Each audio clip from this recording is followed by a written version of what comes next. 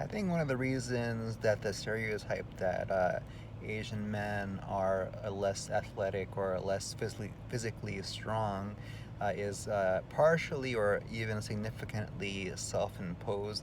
I think part of it is that we see little to no representation of Asians in American professional sports, and we see that Asian people are typically shorter and thinner than people of other races, but it's not really genetic. It's more so our diet. Like we historically, like for the longest time, because of Buddhism, a lot of people of Asian ethnicities in their homeland did not eat any or very little meat, and instead relied on more carbs like rice and noodles. And even today, like traditional Asian diet, we eat every meal with rice. So if you take up a significant portion of a meal with rice or noodles, then you have less space for protein, and it's kind of efficient as in terms of during times of scarcity, being able to get full off of rice probably proved beneficial. So with that history, we eat more carbs with our meals. So we have so like it's become more balanced now, but even worldwide, like Asian countries, we eat more more carbs and vegetables compared to meat as opposed to other parts of the country. So if the intention is to bulk up, gain more muscle mass, then we can absolutely gain more muscle mass if that's our goal. But and also there was a study that so it was more so of a medical study saying that Asian people maybe more prone to type 2 diabetes risk because uh, we are more at risk at lower BMI, body mass index, because they compared Asian people to white people of the same body mass index, so same or similar height and weight. And when compared to a white person of the same height and weight, uh, Asian people tend to have more higher percentage body fat, and less bone density and muscle mass. But as I stated in a previous video, due to the way that Asian people adapted to particularly with East Asians, Chinese, Japanese, Koreans, their bodies had adapted to extreme cold weather. So with that type of body type, you have a longer torso and shorter arms and legs.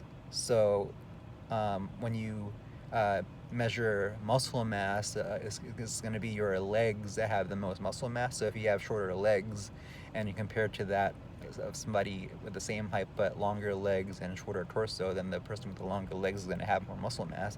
And then if you also consider that Asian people tend to be thinner in general, and there's more obesity in white people. So, in order for a white person and an Asian person to be of the same body mass index, it's probably more likely that the white person is somebody who has to exercise to get to that body mass index. Where if an Asian person's diet makes them have a low body mass index anyway, they don't have to exercise to maintain that body mass index. So you're comparing a person who doesn't have to exercise to be that weight, plus comparing that to somebody who has to exercise to get that to that body weight.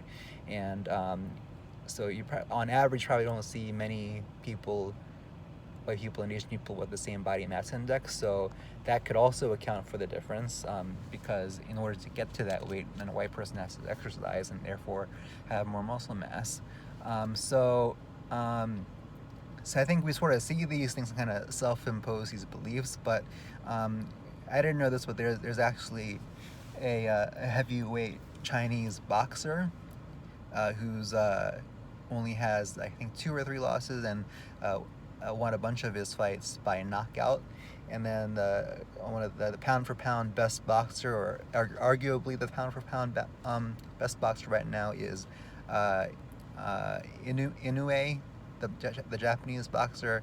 And then his next bout is going to be against another Japanese fighter who's also undefeated in the same number of wins. So clearly, we're not at a disadvantage in boxing, which is like if you were to talk about masculinity and athleticism or physical strength, like what more what more thing can you represent that than boxing? And South Korea during the 70s and 80s and into the early 90s used to be dominant in the lower weight classes. And going back to the thing with Asian people having longer torsos and shorter limbs, having shorter legs gives you a lower center of gravity, so it's more efficient in being able to punch harder because you can transfer the weight from your legs to a punch easily and more efficiently. So with less effort, you can generate more power with that type of body type.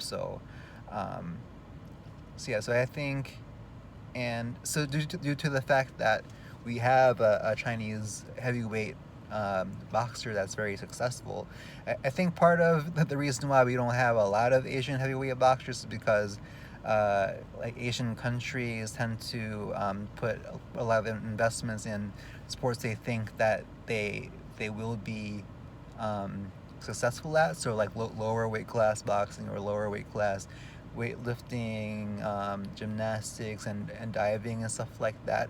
So they intentionally put money into those things compared to things that they feel like they won't do well in. If you looked at the South Korean baseball team, those guys are huge.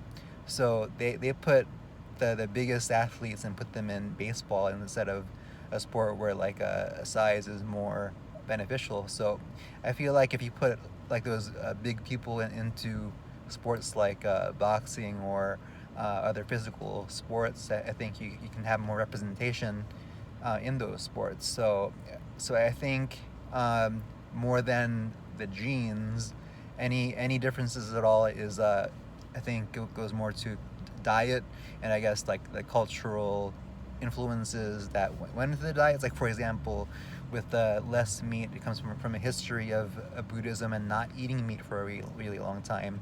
But as our diet is becoming more similar to a Western diet, we're getting taller and bigger and comparable to white and black people. So I think there's so I don't think there's any truth really that Asian people are naturally smaller or not as strong. So if we can build muscle just as easily with the right diet and exercise. So a lot of it is, I think, self-imposed by beliefs, and then of course you have the beliefs from outside us as well, perpetuating the stereotypes even though they're just stereotypes and not really true.